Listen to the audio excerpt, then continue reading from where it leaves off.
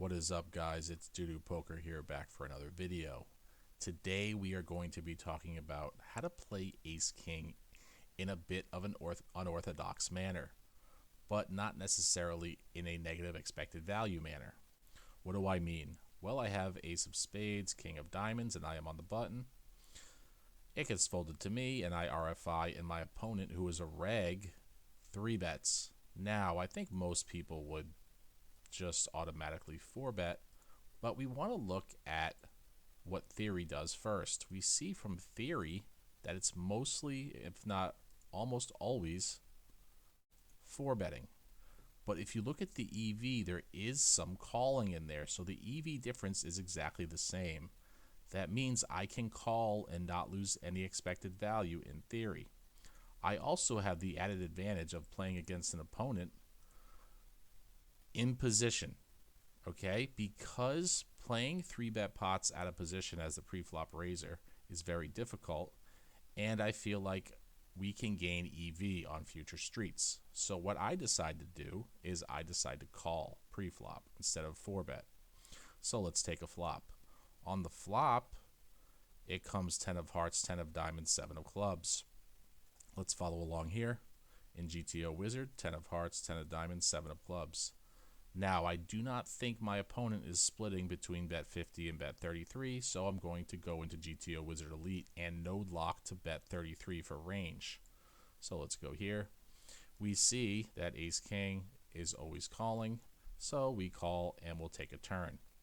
Now on the turn, a 7 of hearts comes. So let's follow along here.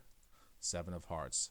Now let's check on some MDA to see what double barrel frequencies look like. We see from MDA the field as the 3-bet pot out of position pre-flop raiser.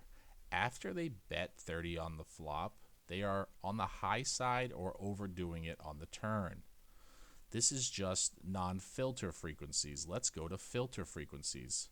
We see here, this is blinds versus cutoff, but it has the same pattern in blinds versus button. We see here the aggregate is 40 weak. But what do we notice? We notice that on turn pairs, the aggregate is weaker.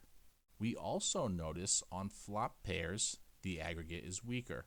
So on the flop pairs and the turn pairs, the aggressor is going to be weaker than theory. We also know they overbarrel. So 2 data points that make us want to call. Theory also calls. So when he barrels on the turn, we call. Now the river is the interesting point. Jack of hearts on the river. Now something unexpected happens. My opponent checks on the river. So let's look at bet, fold frequencies to see if I'm incentivized to turn my Ace King into a bluff. Let's check out these MDA frequencies. We see here, this is regs as the 3-bet pot out of position pre-flop raiser. Bet, fold. What do we notice? Let's say I bet 100. Well, we know this number should be 50.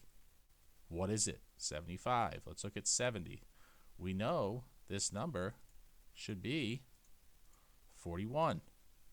It's 72. So they're overfolding by 25 to 30%. So let's go and see what a solver does. Does a solver jam, or does a solver check back to realize equity? Well, what we notice from a solver with our exact holding is it's a snap jam. We see that jamming is outperforming checking by over 5 big blinds. Now, why is this? Well, look at the exact hand. Here, my ace blocks ace 10 suited. It also blocks ace 7 suited. So 2 hands that can call me. So I'm blocking the calling range. Also, my king of diamonds blocks pocket kings. So we see from the solve that kings always calls. So my king of diamonds is good and my ace of spades is good. So I should always be jamming. I also wanted to get him off a hand like pocket 8s, pocket 9s, and any chops. I do not want to chop with this opponent. I want to take the pot for myself.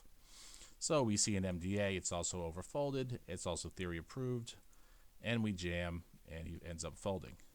All right, guys, so if you enjoyed this, please subscribe, please give me a like, and you'll get more content like this every single day. This is an alternate way to play Ace King. Most people would 4-bet, and nothing wrong with 4-betting, but you can also call and play post-flop.